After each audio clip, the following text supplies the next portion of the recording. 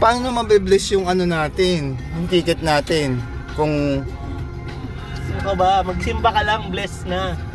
Hindi, kailangan niya ilubog daw yung ano, sabi ni Iya. Kailangan daw ilubog yung ticket sa holy water. Di ba na? Kaso lang nga lang, sabi ni Iya, hindi na siya pwede kasi nga nabasa.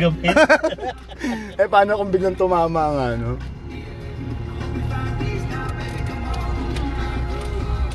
God first na.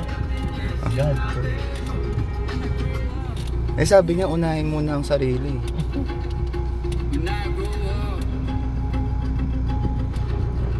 Sisimba, di ba? Okay lang ba kahit wala pang ligo? Oo. Paliligo ka ni Lord. Oo. Nagiging preacher na ako.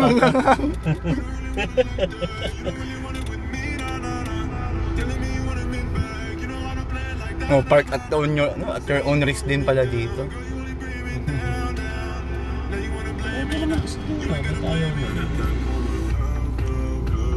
Oh Lord, basta ganun ha. Pag tumama kami, magkaiba number, doblihin nyo yung presyo. Ang kondisyon pa, pinatama na eh.